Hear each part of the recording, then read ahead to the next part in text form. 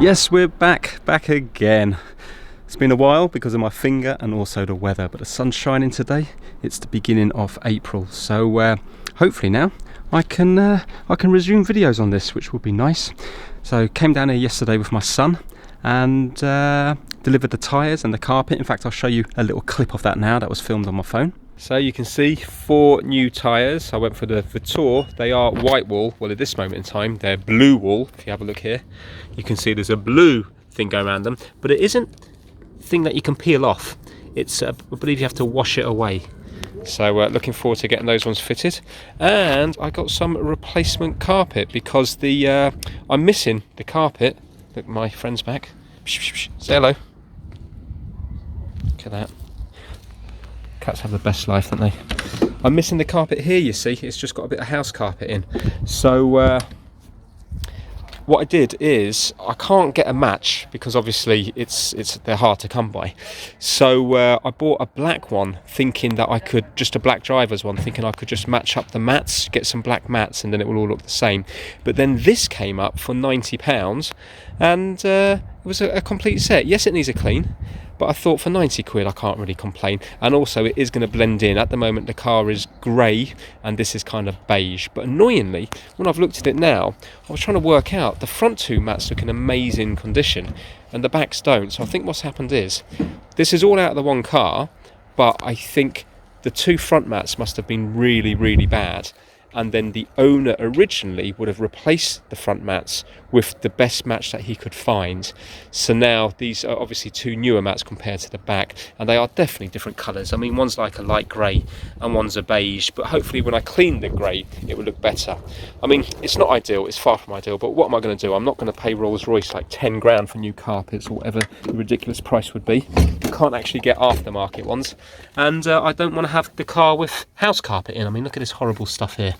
So yeah, I think I'm just going to have to put up with the fact that the front is going to be slightly different from the back, and also it's going to be different from these bits at the bottom of the doors as well, because they are going to be this sort of darker grey colour. But I think it's going to be a close enough match. So yeah, it's all good.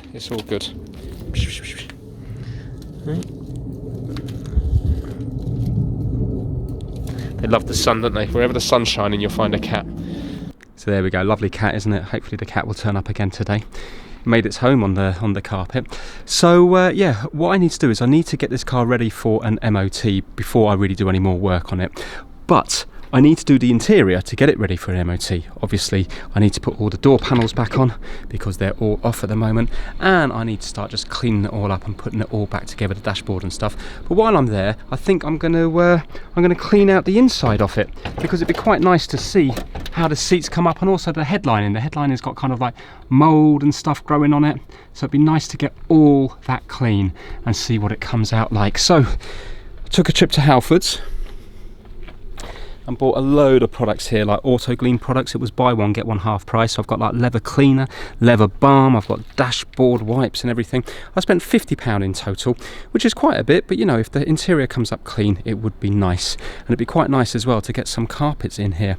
So yeah, I'm just going to be filming on and off because there's going to be many hours of work that go into it. Obviously I can't do anything with the seat there, but if I can clean it all up, it may look better. And then maybe if I can get the car on the road, maybe that can be re-upholstered by a professional, because there's nothing that I know of that's going to make that look any bit better, apart from maybe putting a bit of leather underneath it and gluing those loose bits to it. But it's still going to look better than it does now, but it will still look awful.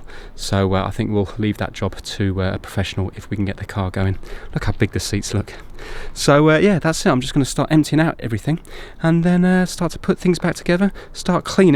Hopefully we can get the interior looking nice again. Now that's the problem with having a big car, you just hold so much junk in it. I haven't even touched the boot yet, but now the inside is empty, which is nice to see. People have been on about me cleaning the footwell for ages. Well, there you go, it's clean. And also back here as well, I haven't actually been able to sit back here. Oh, so comfortable. Ah, clean. So I don't know what to do. My son's itching to get clean the leather seats, but I kind of need to start getting bits back together.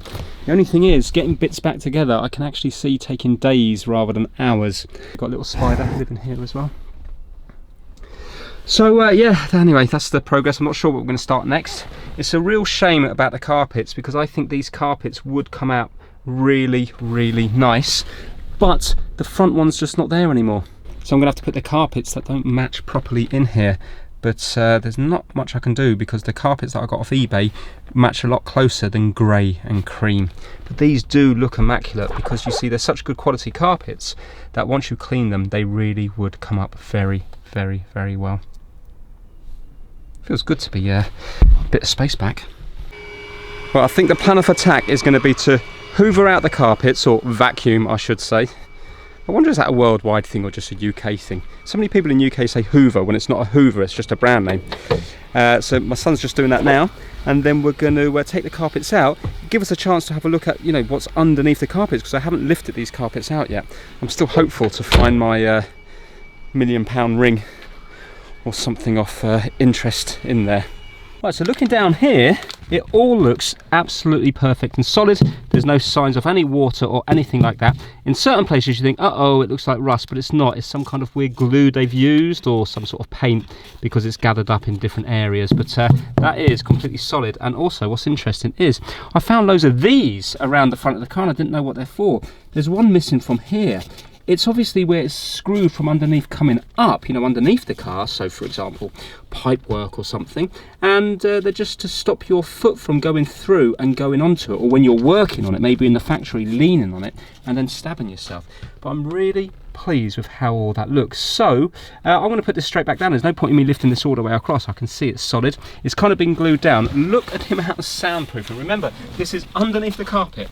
2 layers and this kind of plasticky top layer, and then the thick carpet as well. And I think some of these cars had over rugs, or maybe that was an optional extra. This is where like some coffee, or I don't know, something horrible's been spilt down here, so that all needs to be washed and cleaned before the carpet gets put down. But yeah, so far so good.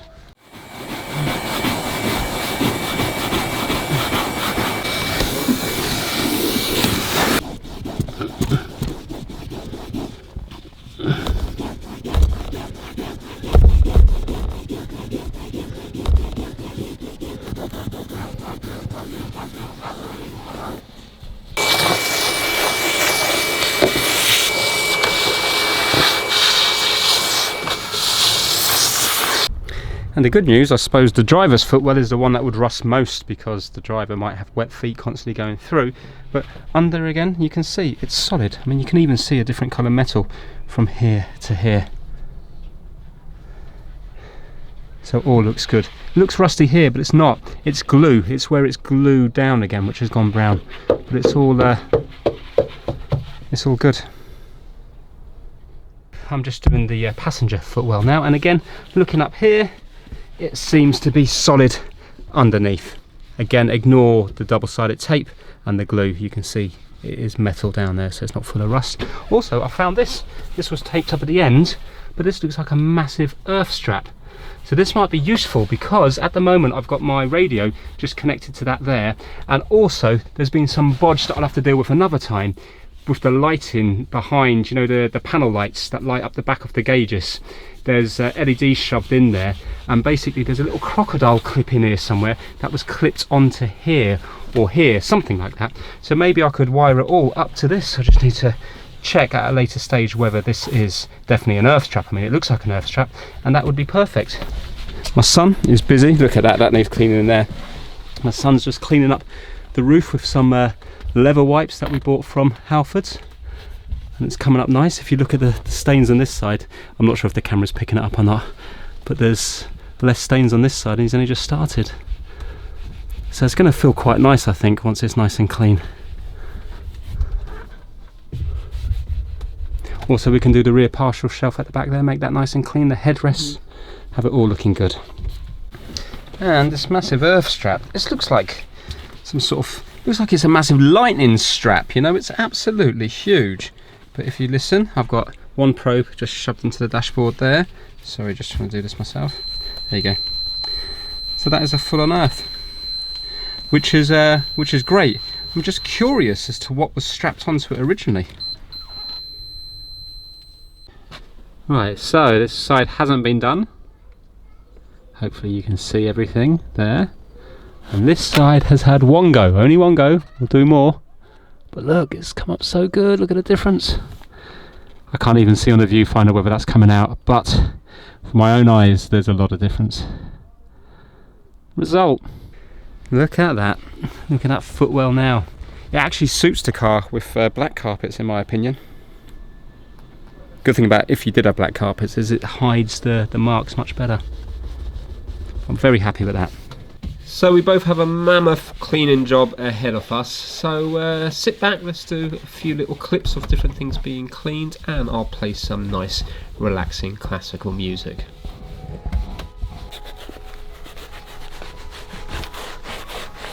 Actually, while we're doing this cleaning montage, let's give a shout out to the My Mate It's Massive, and this month the members are kitdigital.com, Kip Hakes, Max Rockatansky, Having Fun Repairs, Will Michaelis, Chris Seal, Felipe at MrKeeps.com, DJ VG, Pigsy, Robert from Timsy's Auto Air, Daniel Watson, Zeke C, Anthony Dean, Bazza2, Operational 117, Ross Melanson, Save Our Stuff, Ellis Garbett, Hunter Short Repairs, and Gaspar Heller. Massive thank you to each and every one of you.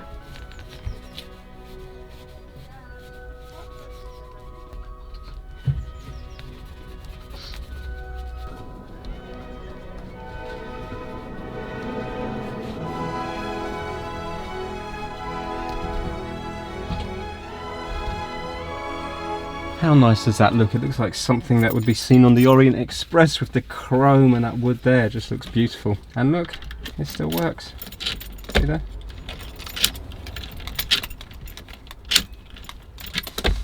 I like that.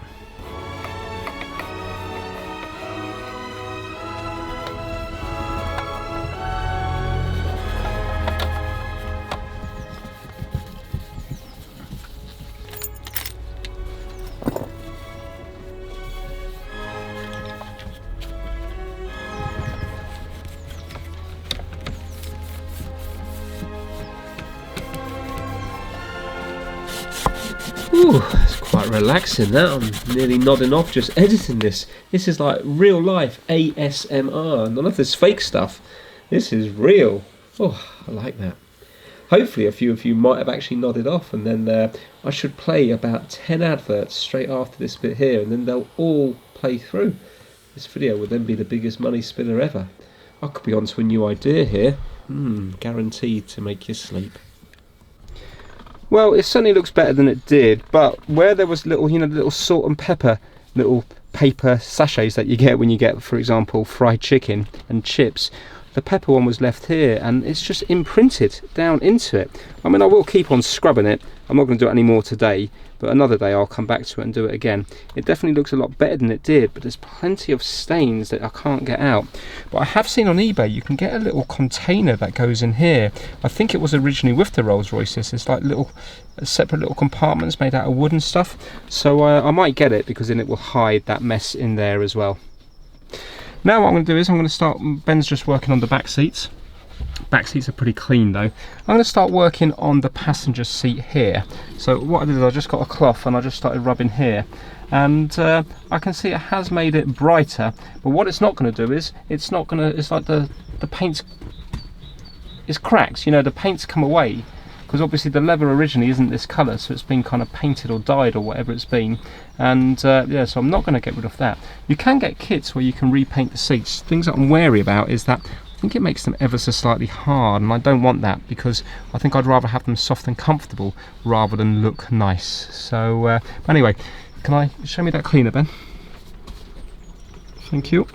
Look, it's this stuff here, Auto Gleam, and you spray it on, and 2 minutes later you kind of wipe it off. So yeah, I'm just going to spray this everywhere. It's already been hoovered, and I'm just going to start rubbing it, and we'll see how it comes out, see if it looks any better afterwards.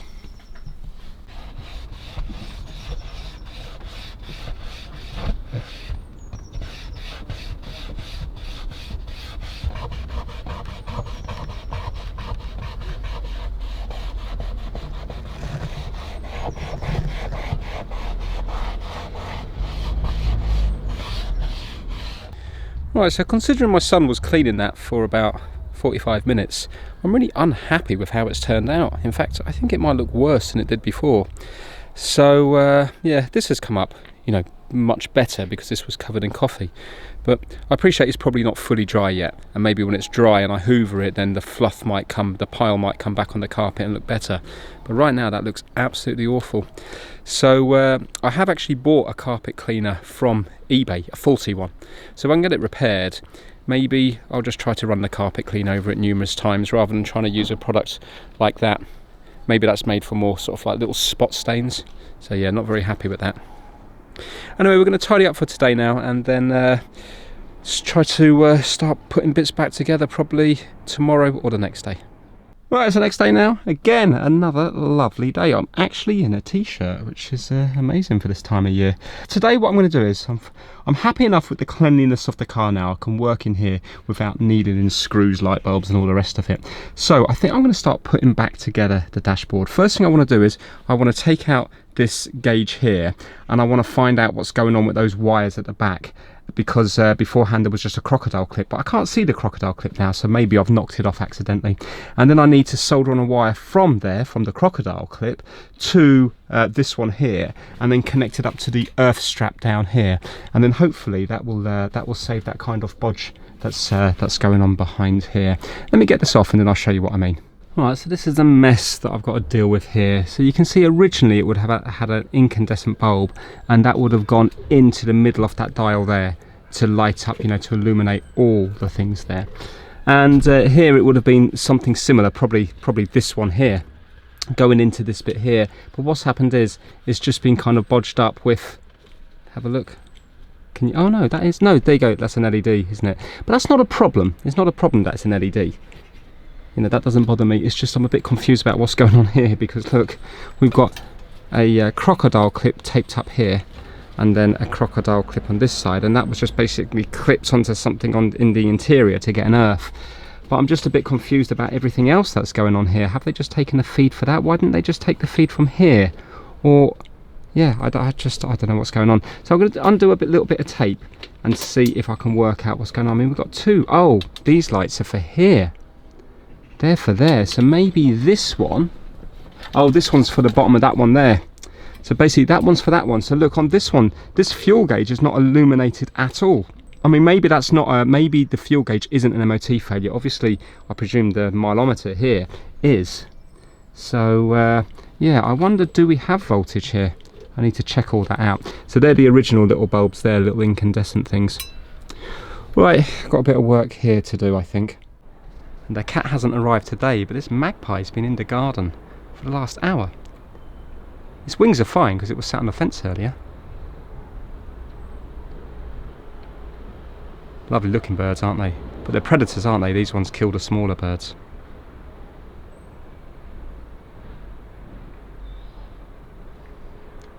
Anyway, let's get back to work. Right, this is interesting. This one, that goes into the fuel gauge and the oil level and stuff like that. I did have 12 volts on that, well 9 volts because my battery's so flat, so I just shoved an LED in here that was lying around the place, and it does work. This is what it would have looked like originally, one of these ones here. So now, the weird thing is, the way they've wired it up, these come on down here, so in other words, this will come on, even if just the park lights is on, and that's not right, because look, if I put it to park now, can you see that they're on down here? Yeah, and yet this one isn't on. But now if I put the ignition to run, you can see that that one comes alive here, and then if I turn it off here, you can see that it goes off here. But it doesn't matter whether the ignition's on or not, these are always on. So what I'm thinking is, look, let me go onto this wire here. So if I get a ground just here, it's not stripped back, so I kind of have to poke it. Right, can you see I've got 8.9 volts? Yeah, but now if I was to take my ignition off, you will still see those ones down there will be lit, but if I go onto here, can you see I haven't got 9 volts anymore, and that light's gone off here. So I'm thinking of wiring it back to here. Maybe they nicked it from somewhere else, because there might have been a fault down here. Remember, I've done a lot of cleaning down here, so I might have inadvertently fixed this one here. Still confused what this one here is for, but I suppose we don't really have to worry about that. It doesn't seem to be a ground either, because when I go from continuity to here, nothing's happening. So I'm not sure what's happening there. So I think I'm going to rewire these from this one back here, so they only come on when we have the ignition on, which I think is the correct way. Right, okay, so that's got a little incandescent bulb in there. I actually found one in one of the bags, and when I do the panel dim here, it makes no difference at all. So have a look. So right now I'm all the way counterclockwise, and you can see it's there. And now let's go clockwise all the way, and it's making no difference at all. So I don't think that panel dim is working, but I'm not going to worry about that now. I'm going to put this back together. I think I'm going to leave the LED in there because it's going to give off more light, and then I can worry about the rheostat, this panel dim thing down here, at another time. Right, I'm looking at the workshop guide here, and brilliantly it's got all the panel illumination. Now if you have a look here, 22 is the middle one, and then we have 24 which are linked to each other here. And also, look, the gear lever indicator should also be lit up. That's 23. And if we go over here, we have 22 here, and we have 24 here. And look, it is fed with RW for red and white. Annoyingly, they're all fed with RW. So RW is the kind of thing for the panel light. So red and white are the ones for the panel light. So at least we know now that it should definitely be on that red and white wire, and not connect it to this top thing, which isn't even on here, because it's not supposed to have panel illumination. The other thing up there is purely to let you know that you've left your lights on, or the park lights are on. So what I would like to find out, and I can't find out at the moment, is where number 11 is, which is D here. That's the splice they all go to. And if you have a look here, if we go to 11, it says here splice D, and you can see we've got loads of them, and they're all red and white. So remember I said that there's 2 red and whites behind there, and I don't know which what one of them does. Well, one of them is going to be for the speedo, the lights there, so I'm going to take that one. I'm not sure where that other one goes. Maybe it's to go to feed this one here, and maybe that's not working either. Again, I don't think that's going to be an MOT failure, because they're not going to know whether that's lit up or not in the daytime. But still, if it's supposed to be there, I would like it to work. So I think I'm going to try to find out, if I can, where splice D is, this splice here, but I'm not going to waste too much time on it. But that's what I'd like to find, because I'm wondering whether there's a bit of corrosion there, and inadvertently I fix one of the wires, but there might be still corrosion on another wire. So that's what I'm going to spend a bit of time on now. Okay, I haven't looked for the splice yet, but I got to thinking what this might be here. See, the thing is, it doesn't look original with the other ones here. So on this car, it's like an electronic speedo, and also odometer as well.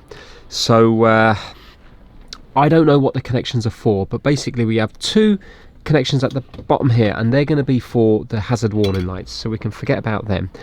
And we've got 3 connections here, and it looks like we've got some sort of capacitor going in between these 2 ones here.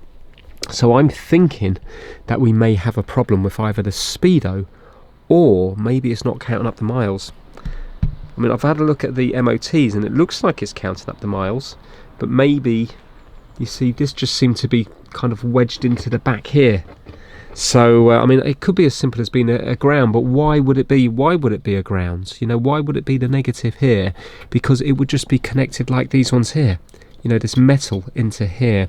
So I've got a feeling that there's going to be some issue with the speedometer or the odometer. That's what I think. Now, when it comes to these ones here, these LED ones, I've still got to get a ground from somewhere, because what's happening is, originally they would have been looking something similar to here on the hazards. So I think they would have been taking their ground through here, and now they're not going to be, are they? So I still have to, even if I take them from this wire here, I'm not going to have a ground, because I haven't got the original fixing kit that goes in here. Do you see what I mean? That's why it's been padded out with sellotape. I haven't got this original, you see, I don't want to force it out in case I break it, but it looks like this metal thing slides in and out to get access to the bulbs. And just show you what I mean, I did force out the indicator light here and the hazard warning light one, and if you have a listen, you can see it's a little bayonet fitting on this tiny little incandescent bulb, and if I go on the outer one and the bulb, you can hear that it's there. So it is actually getting its ground through here. Look how they've actually done the LED lights.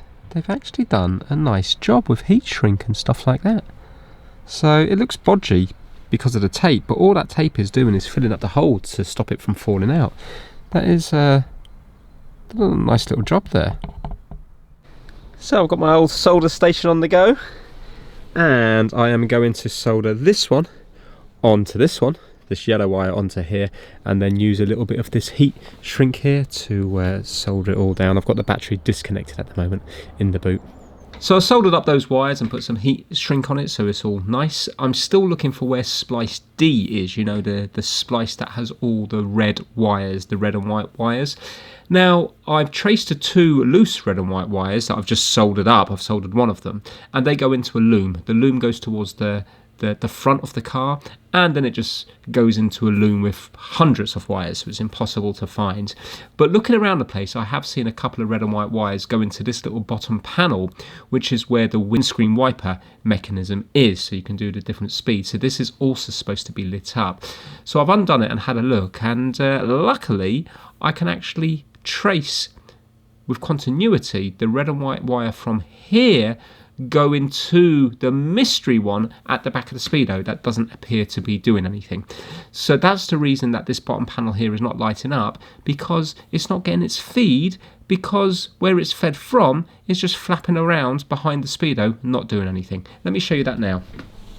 It's back again. I hope it's not nicking my stuff. Magpies are the ones that steal stuff, aren't they? I'll probably look to find some screw in a bit now, and it'll be in a magpie's nest somewhere.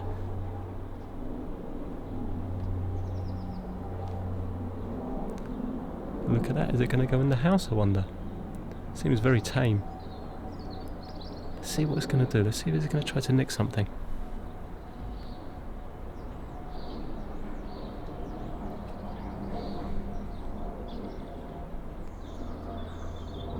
Oh my god, it's going for the My Mate Vince mug.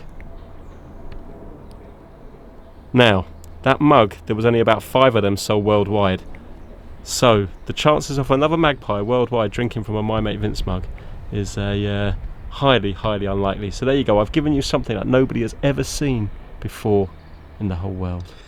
Right, good news. When out of these little lamps down here, one's working, one's not working. If I loosen this one off, because otherwise it gives me a reading through negative, which is going to be awkward, but if I loosen that one off, check this out. If I go on here now, ground, you can see that we have not got ground here. Now if I was to go on to am I going to do this one-handed now? Basically, if I go onto here and here, I'm getting continuity. So let me try to just jam the probe in here a minute. I've got one probe just balancing in there on the positive of that one, not the ground, because remember it gets to ground through the screw terminal that's screwed into this here. And now if I go onto this, you can hear that we've got continuity. So the reason they're not working down there is because this isn't connected here.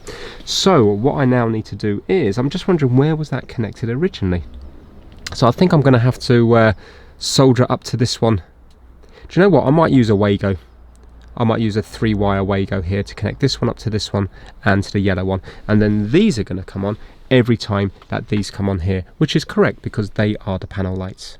Now, although I do love my Wagos, I'm just thinking, in a car behind a dashboard, I don't think it will look very nice. So what I'm going to do is I'm just going to solder all these 3 wires together and then put the heat shrink to cover them all up, and then hopefully then that will put power back down to here once I put the screws back in. And then I've got to look into buying these tiny little bulbs here. So this is just a little diffuser thing that's on it, so you can peel that back, and then the bulbs underneath, so I'm supposed to give a nice diffused light rather than a harsh light.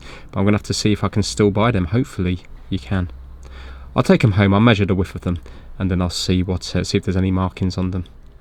There we go, so they've got the 2 red wires going into the yellow wire now, so that should put power down to here. There you go, split up. Look at that, ever so slightly. See, off, on. It's tiny, but I suppose when it's dark you can see it. Remember as well, I've only got about 8 volts or something in my battery. Excellent, that's working. And these were the things I was talking about earlier that's lying around the front of the car. So let's screw them back in.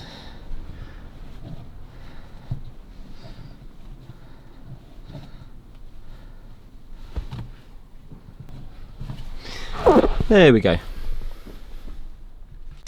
Now originally I was thinking about running this black wire all the way down to the earth strap down there, but what's the point? Why don't I just take it from this one? Because this is on the same circuit. So if I take it from the black wire there, if I basically piece it together, just like I did here, but do here, 2 that way, 1 that way, heat shrink over it, and then that's going to bring the negative through from there, isn't it? So that should work absolutely fine. And even if this blows here, it's still going to work. And even if these blow, this is still going to work.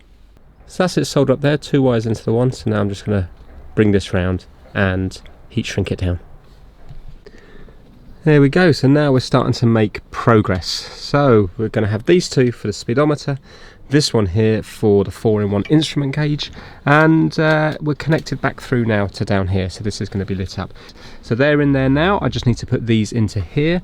I'm putting this into here. I've gone back over to the LED here, so I'm going to clip that in here, put these into their respective holes, top and bottom, and then screw this all back up. And I'm very happy with this. I do have to work out what this is for, but looking at this, the spade connector here isn't original anyway, I don't think.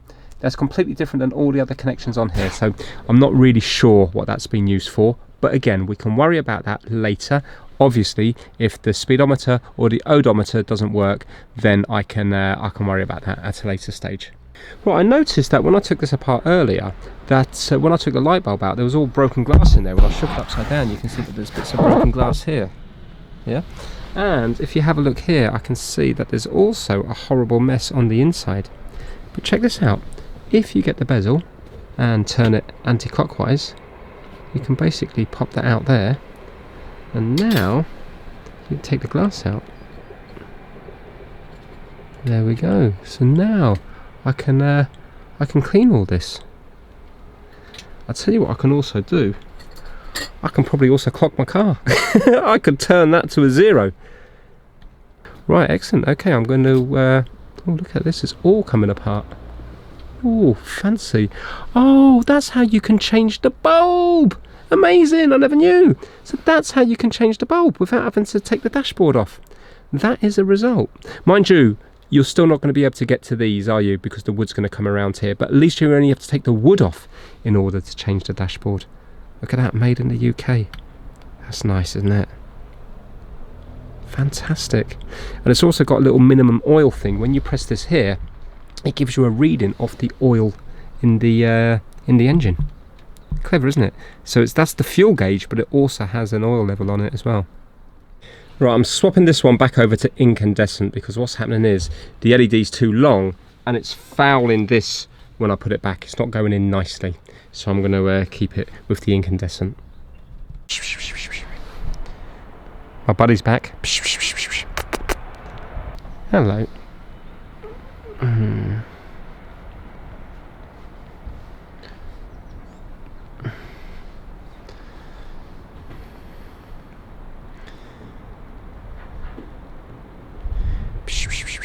here. Yeah, it's a good cat.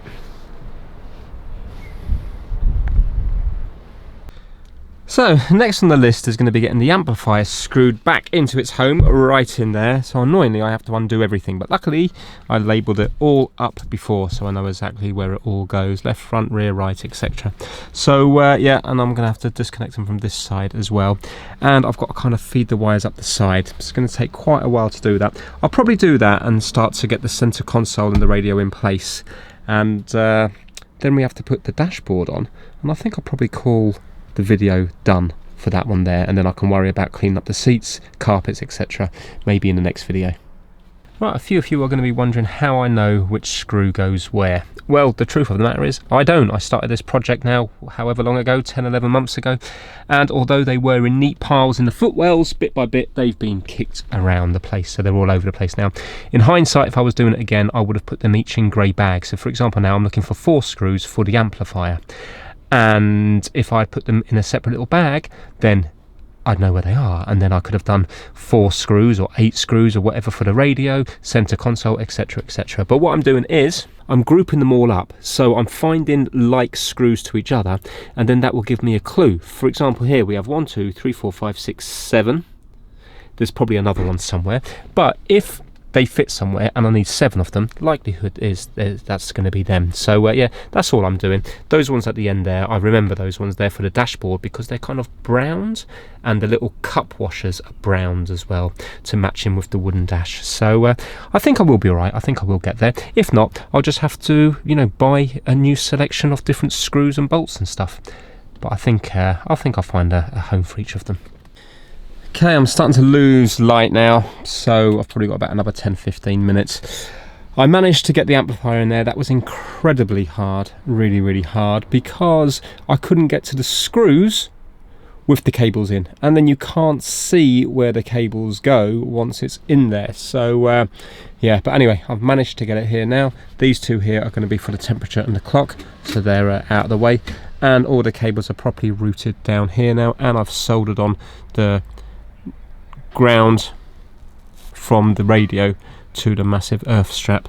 So now I need to try to get the center console roughly back in position, and I'm thinking I just have to undo the connections from the back of the radio and it should just slot in, because I did it all on spade terminals and stuff like that, and there's like 3 kind of multi-plug type things on the back of the radio, so it should be okay.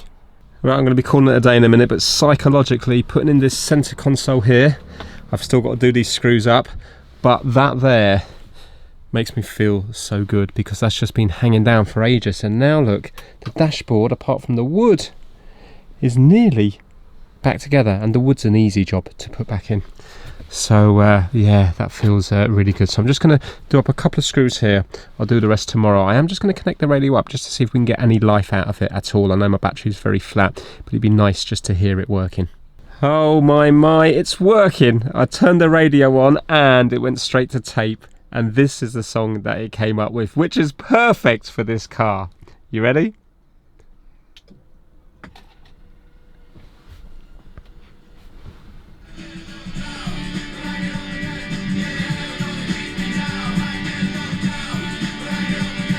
I get knocked down, but I get up again. That is what this car is. Do you know what? Mentally, I feel amazing at the moment because I can finally see a bit of carpet space down here. Lots of people were saying for ages that I should clean the interior because it would make me feel better. But I was sort of thinking there's no point because I've got so much to do. But now, piecing this together here, it feels really good. I don't think I've got any battery for, yeah, there you go. You can see that's come on there. It's so dim that I don't think they're going to light up whatsoever. But yeah, really happy with it.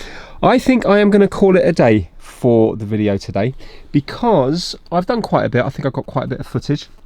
Next time we're going to put the clocks back in, put the rest of the wooden dash back in, screw all this together, and we need to start putting the door panels back on. I do need to make a repair to that window, the same repair that I made on this bit here, but again that can be done after the MOT because the window does work up and down.